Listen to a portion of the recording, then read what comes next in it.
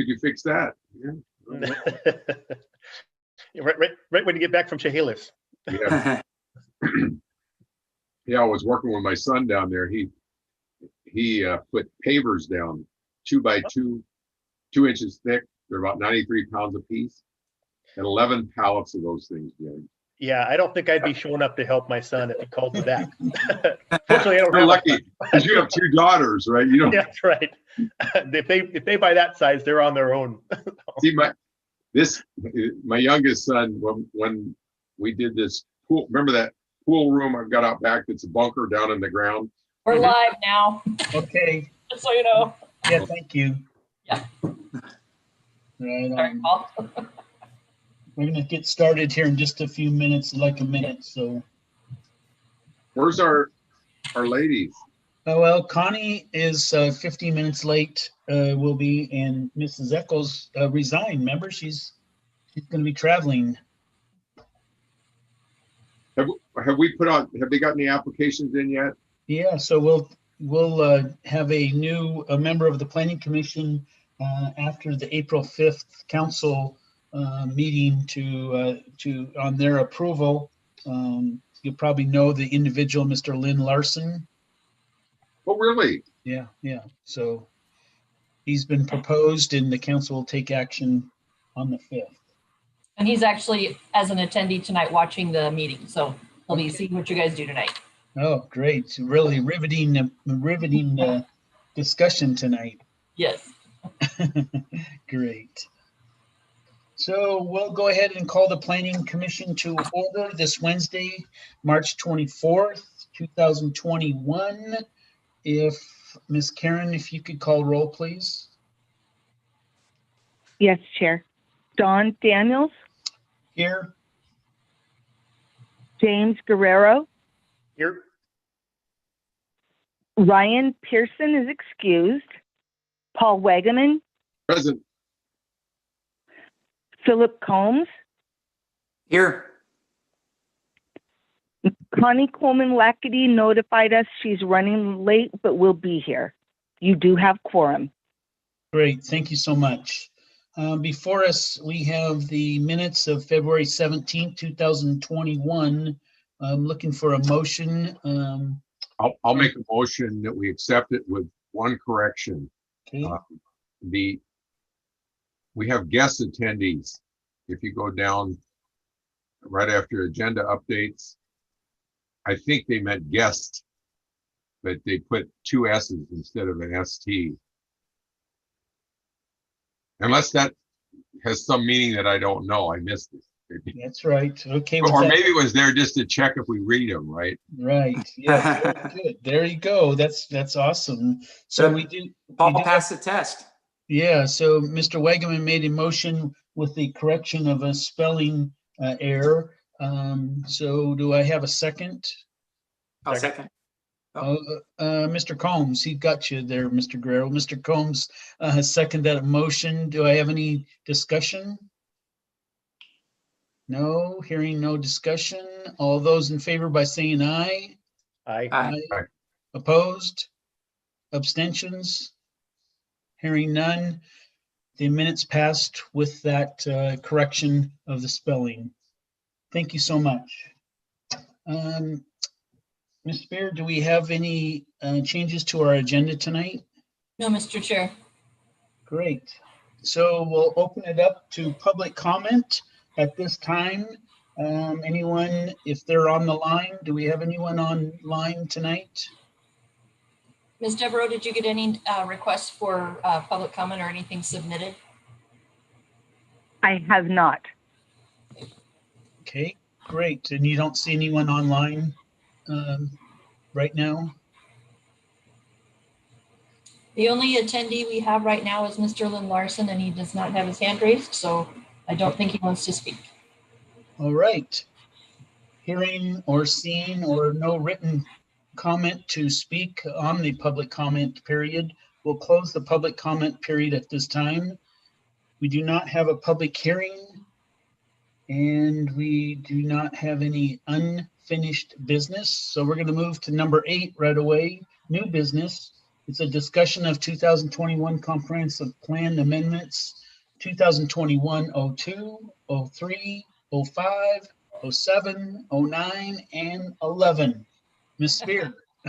And we may actually end up talking about a few different ones just because things are changing on our end at staff. So apologies for any confusion I may cause in just a moment. All right. So I'll share my screen here. So as you know, this is an annual process. And so the 2021 comprehensive plan cycle actually began last summer.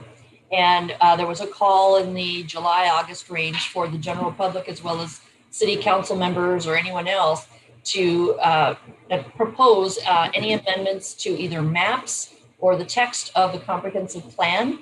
And also that could include rezoning of parcels within the city for a particular reason.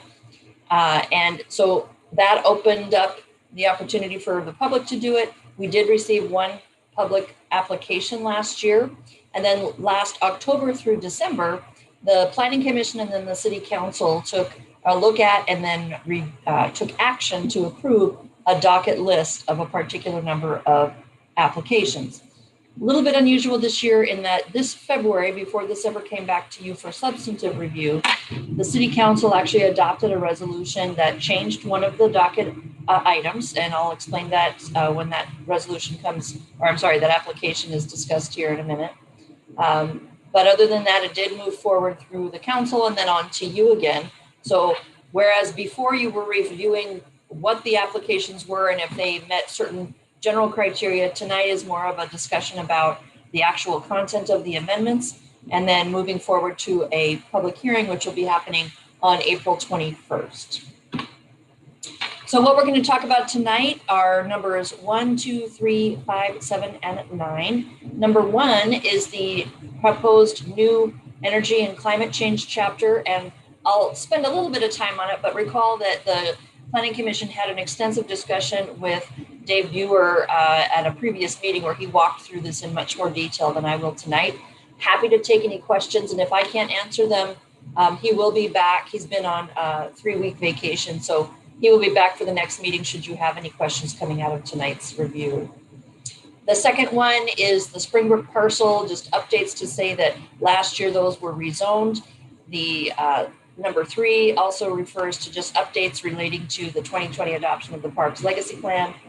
And then there's several that are larger in scope. The Western State Hospital Master Plan update, Center for Local Importance in the east side of the city. And then the final one is a text amendment that was proposed by city council members. So starting with the first, the sustainability chapter that is currently in the city's comprehensive plan is very brief. It's a 4-page chapter, and it's been in the comprehensive plan for a number of years. And since its adoption, there have been obviously a lot more attention paid and a lot more preparation of best practices, et cetera, for local governments dealing with climate change. And what we have right now in the state of Washington in particular are state and regional direction about cities adding into their plans and their codes items that describe the anticipated climate change and also ideas of how the city can help A, plan for what's going to happen, but B, also potentially reduce greenhouse gas emissions for a jurisdiction and plan for restoration of climate over time.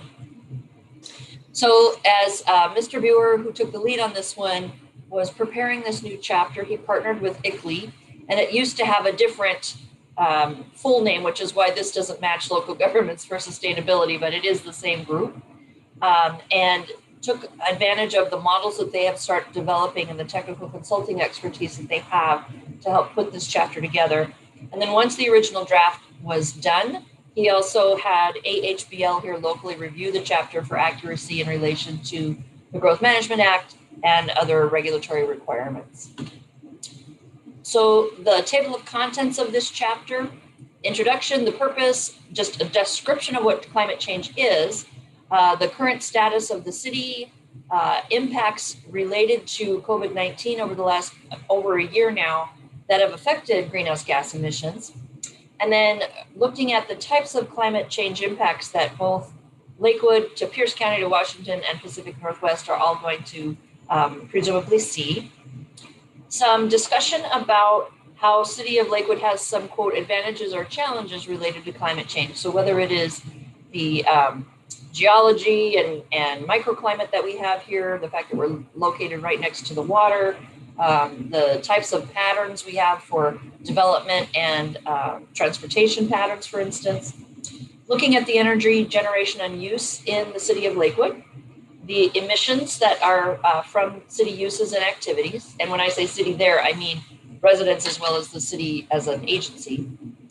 The projected emissions and reductions for greenhouse gas emissions, how carbon sequestration can happen, and then there's key findings and recommendations, and then goals, policies, and strategies of how to take the information that's been gathered in this chapter and do something with, again, the city's policies and code going forward. So just in summary, and all of this is included within the full chapter that was provided to you in your packet as application number 1.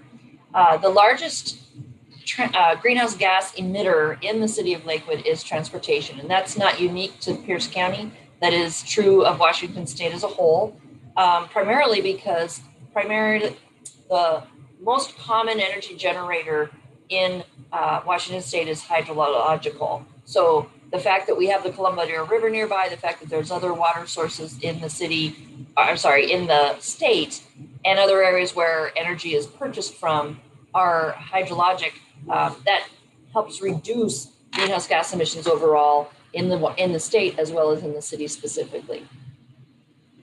The greenhouse gas emissions from Lakewood residents account for a substantial percentage. You'll see a table that breaks that out. And then again, to emphasize the fact that transportation is the biggest contributor toward GHG, is that if you were to look at the commercial industrial sector within the city, those two combined are equal to that of transportation. What you see down here toward the bottom of this slide is before COVID, obviously this has changed over the last year, that 79% of Lakewood residents, use single occupancy vehicles, 10% carpool, 5% use public transit. So this table again just breaks down things by the type of use or activity that results in a certain percentage of the greenhouse gas emissions in Lakewood. On-road vehicles, it's 37%. The built environment is the vast majority of the remainder, but industrial and commercial, as was said on the last slide, both together equate to that on-road vehicle total. Residential environment is about 20% of the total emissions. Solid waste is at 3%, and then the remainder of those items are less than 1%. Little different way of looking at this in graphic form. You see the on-road vehicles is the biggest, and then you see the built environment in total is a little bit more than the on-road vehicles if you look at them as a combined source, and then the rest of them are relatively minor. So the findings within the chapter, talking about advantages that are a moderate climate, meaning we're not going to be dealing with huge heating or cooling costs throughout a particular year. There are vacant and underutilized lands within the city, whether they be public, institutional, or open space lands, or other lands that haven't been built to maximum density. The fact that the downtown and the Lakewood Station subarea plans are both conscientiously planning for increased density over time with smart planning and mixed use. Recent revised development codes, and then the findings below kind of break this out a little bit more. Lakewood has the ability as a city to provide leadership and engagement for the public and users of systems that produce greenhouse gas. The city can actively regulate land uses, improve on its active modes of travel, again, pointing back to the fact that the city has both a Pierce Transit Center and a Sound Transit Center within its borders, restoring the natural environment, and preparing for climate change in terms of land use and long-term sustainability. There are goals included in this chapter. So managing climate change, taking a leadership role there. And you'll see here with residents, businesses, public agencies, and neighboring jurisdictions. Expanding transportation network with multiple modes of traveling and reducing reliance on the automobile. Encouraging energy conservation. Promoting sustainable land uses and development patterns, pursuing infill, encourage higher density mixed use projects around public transit, looking at hazards management. So those are the big 5 subsections of climate and energy goals within the chapter. In terms of how the department then looked at this per the criteria that the state GMA and the city code require, there is no change to housing capacity based on the adoption of this chapter. It is consistent with the comprehensive plan, and in fact is making it more internally consistent as the comprehensive plan is updated in other chapters in relation to greenhouse gas emissions and climate change. There is no development in the vicinity that would be affected, so that's really not an applicable criteria. Neither are impacts or mitigation to various types of uses or services in the city. And then the change in circumstance is of course, the fact that this is continuing to become a more important concern for governments as well as the general public, and that the sustainability chapter that's currently in the comprehensive plan really is out of date at this point. It's been in there for a long period of time, and there's not a lot of detail there. So the recommendation on this application is for approval. So I'm going to stop there to see, Mr. Chair, if you'd like to take questions now or if I should keep going. No, we can, Mr. Wagaman, go right ahead. I do have a question. How did they come with those numbers? You know, you said, okay, it's coming from cars and buses and driving through I-5. How did they measure that? Or did they make some assumptions to come to those numbers? And if they did do assumptions, what are those assumptions? The chapter is based on the 2015 Puget Sound Clean Air Agency survey of land uses and sources of greenhouse gas emissions. So I can provide to the Planning Commission a little more detail about that, but it was based on the information gathered by the Puget Sound Clean Air Agency. I'm not, I guess for me personally, I get a little nervous or frustrated with this, global warming stuff. But, if we've got good data to support our position, then, it makes it a little easier for me to swallow. But so I like to challenge some of these things at times. And so I would be, like I said, if you can provide some of those assumptions, that would be really good. Thank you. Sure, I will do that. Any other questions for Ms. Spear? Welcome, Connie. You just snuck in. Yeah. Okay, we can. Thank you so much for your patience. I had another thing I had to finish up. No problem. So that's good. So, okay, Ms. Spear, we can continue on. All right. So the second one we're going to go through tonight is, I'm not going to go through in the same type of detail for the remainder of these applications. I just wanted to spend the time on that chapter since it is an entirely new one for the comprehensive plan. Number 2 is an amendment made in the text throughout the comprehensive plan related to the fact that last year, if you'll remember, these parcels in yellow were rezoned from residential to industrial business park to reflect the use that is starting to be more and more desired along the I-5 corridor here within the Lakewood area. And originally, this application had said, get rid of this center of local importance within that part of Springbrook, thinking that this would overlap with the area here, which has been rezoned. In fact, upon closer inspection, the 2 areas are separate. And so these parcels have been rezoned, and the comprehensive plan can be amended to reflect that without making any difference down here to the Springbrook Center of Local Importance, which is really focused on actually residential higher density development. So for this, it's in your packet, but these are things like technical changes that say, once upon a time, there was language in there that talked about how Springbrook was going to be all a residential area. And in fact, now with this rezone, it's becoming an industrial business park hub. And so throughout that amendment, you'll see that type of language. There's really no other substantive change here. It's just to bring the comprehensive plan in consistency with the action taken last year. 2003 or 21-03 is a similar amendment.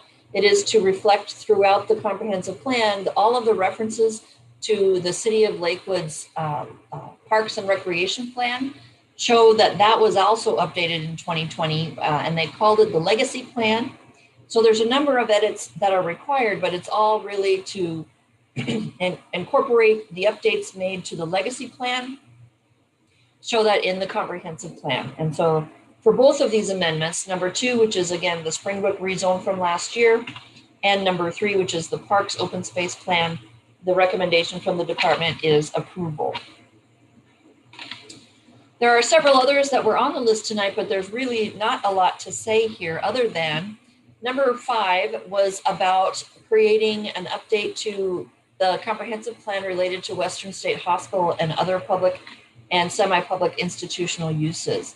And at the time this was included on your list, it was assumed that by the end of 2020, Western State Hospital and DSHS were going to be submitting a proposed update to the institution's master plan.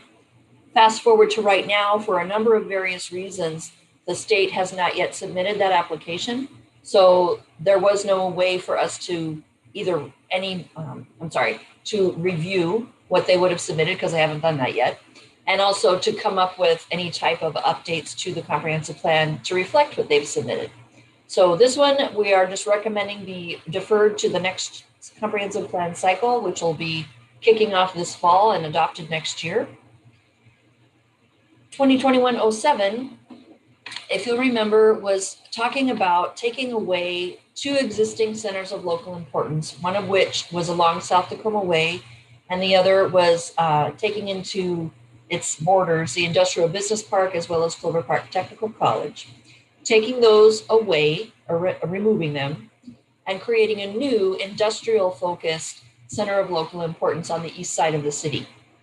And the intent at the time this was added to your package and then the city council reviewed last fall was that a grant was going to be secured by the city to help draft this language. That in fact did not happen because it was a competitive grant that we were seeking, and we simply weren't there fast enough before the money was used up. So we were not awarded that grant. But secondly, and more importantly, earlier this year, the city council actually took action by resolution to remove this item from the docket. And so they also did not give direction, for instance, to defer it to next year or some future time, or to add any more effort on the department's work plan toward creating this new center of local importance. So as of now, the city council has directed that this be set aside. And so that's what we're suggesting and recommending here to you tonight. The final one for this evening to talk about is 2021-09, and this is a pretty simple one. It came from the city council, and it is a request to remove out of one of the land use goals the phrase by establishing community renewal areas and associated renewal plans. And the reason to remove this language is simply because the city is not doing community renewal areas anymore, nor are they considering associated renewal plans. And so the idea here is to simply simplify this subsection to say work to reinvigorate economically blighted areas in Lakewood, period. And this is also recommended for approval by the department. So that is the packet for tonight. There's a second half of this that'll happen in a couple of weeks, but just looking, Mr. Chair, if you have any questions from yourself or the Planning Commission. Yeah, any follow-up questions from Ms. Spear at this time regarding the information she presented to us tonight? We got a lot of work ahead of us, it looks like. Yeah. Mr. Wageman? Yes, go ahead, Mr. Wageman. On that last one there, where we're talking about blighted areas, does that overlap with the stuff that we're doing with the group that came in here and talked about the along the streams and stuff, you know, cleaning up those areas? Do those overlap in any way? Not probably in some way they do, but this is really talking about built out areas and areas maybe of economic stress, and figuring out how to do some development and redevelopment within them. It's not so much the environmental restoration. This is built area restoration.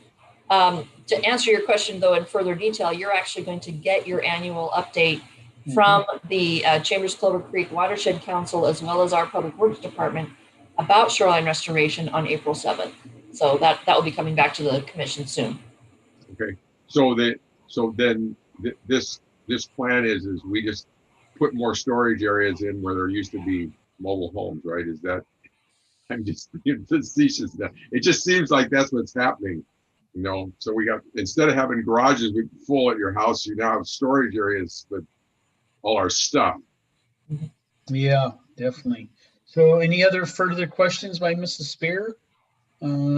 Geez, Mr. Guerrero and Mr. Combs, pretty quiet tonight there.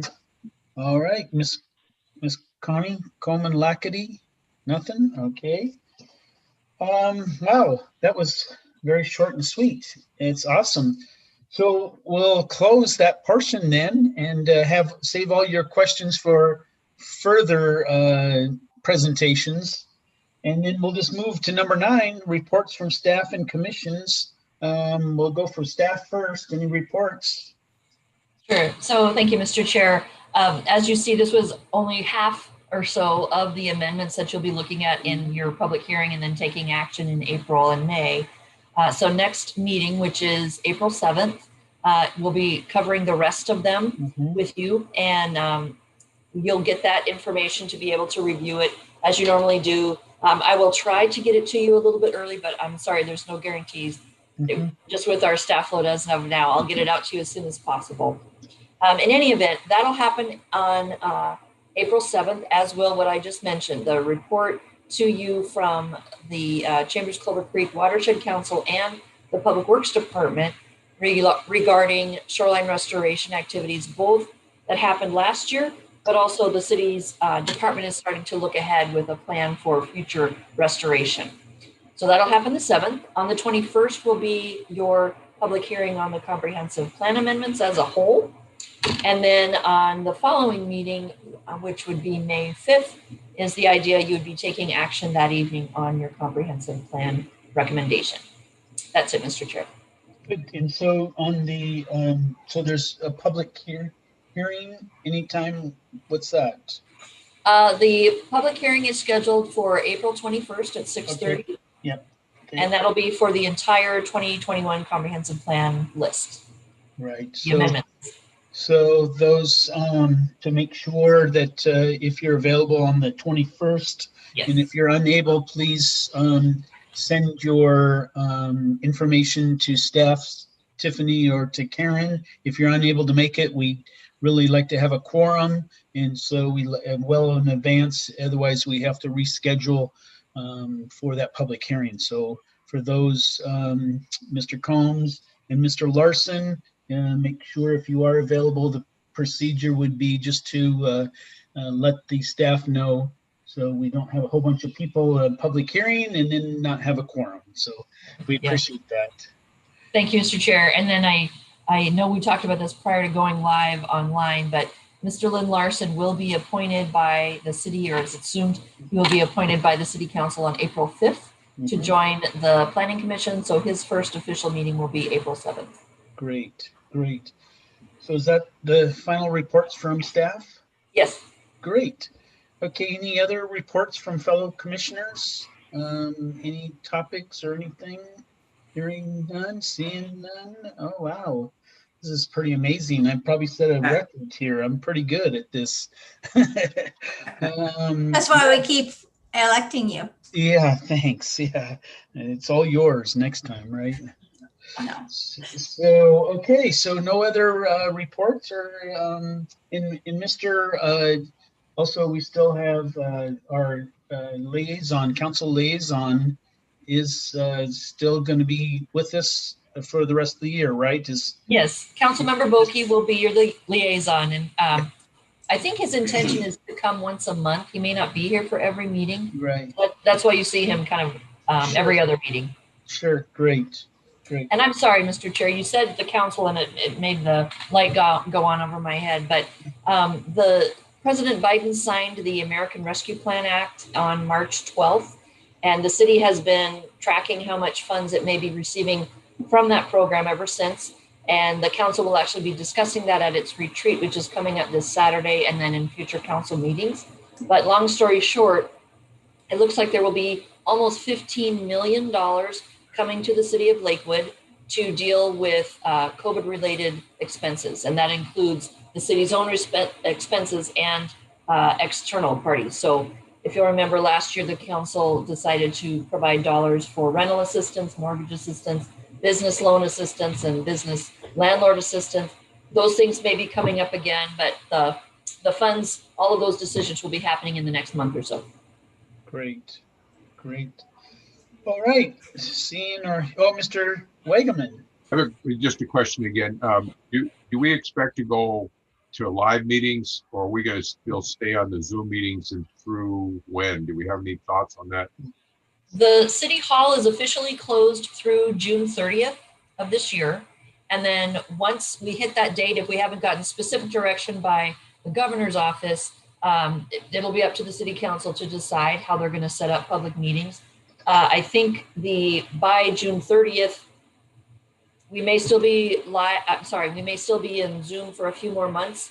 I get the sense that people are waiting for everyone to feel like they have a chance to be vaccinated. And that may not happen all the way until into the summer or fall. But more to come on that. It just depends on what phase we're in by the end of June. Okay, thank you. The reason I asked that is because I have a couple of trips planned between now and June. That if we're going to Zoom, it doesn't mean it's not really an impact. Okay. Hey, absolutely. If I can, do it from Mexico, you can do it from anywhere, right? See. Yeah. Well, I'm going to be in DC. That's kind of the swamp, so I don't know. Yeah. All right. Hearing or seeing none at this time. No other questions. We appreciate the presentation, Ms. Spear. Thank you, Karen. And I will see Karen tomorrow to sign the papers for this meeting. And we'll call the meeting adjourned. Thank you so much. Thank you. Thank you. Have a great week, everybody. Yep, you too. Welcome aboard, Lynn. Yeah. Is it lonely, Connie, without Nancy?